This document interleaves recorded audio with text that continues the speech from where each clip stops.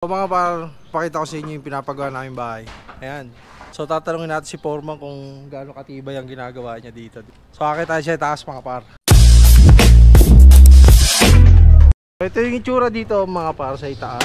So ayan yung mga bata ni Foreman. Nandun sa ibubong trip tayo doon. So ito, 3 araw pa lang ginagawa. Ba, 3 araw pa lang. So ayan si Foreman, tapos dito kwarto. Nakabitan na ng trusses, tapos meron ng isolation foam, yero, so kulang pa ng isang yero. Tapos papalitadahan na lang. Kasi dito mga par, magiging kwarto. Kung makikita nyo, akala nyo mababa, tatama sa ceiling. Hindi, dahil ang flooring niya is, nakikita nyo, is hanggang dito. Nakakatakot lang kasi mamaya lumusot tayo Ayan yung lalim. So ang flooring niya is dyan mga par. Ayan yung kisam Kaya pwede mo ba testing? Yung tapak ka lang dyan kunwari, para kung hanggang saan yung ceiling natin. Ito. Subukan mo lang. Dito sa may ba to? Tatayo ka lang, titignan lang natin kung anong sukat nung itaas niya. Kasi yan ang magiging flooring, di ba?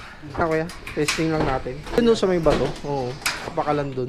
Papatesting natin kay kuya. Kasi kung makikita nyo, akala nyo hanggang dito lang sa akin. Pero hindi. Kasi ang flooring, ayun tingnan nyo. Yan yung maigi. Kasi akala nung iba, mababa raw. Ayan. So yan yung ceiling. Kasi kwarto lang naman to. Okay na kaya? So kwarto lang naman to. Itong dito sa itaas. Konti-konti lang mga par. Matatapos din naman tong pinapagawa namin bahay. Foreman busy. Nasa itaas Kaya si Foreman, 3 days pa lang itong ginagawa pero may bubong na. Diba? So ganun kalupit si Foreman. So sa mga gusto magpagawa dyan ng bahay, magpa-renovate, PM nyo lang yan. Or PM nyo ako. Sisend ko yung link dyan sa Facebook natin dito sa may comment section. Yan. Pinapakyo na natin to kay Foreman para wala na tayo poproblemahin. So mura lang naman. Mura lang naman ang materyales. Mapapamura ka. So yun na lang, sa pangyero, tapos aasintadahin dito. Ito sa right side ko, palitadahan yan mga par. Tapos bubuhin na ng yero.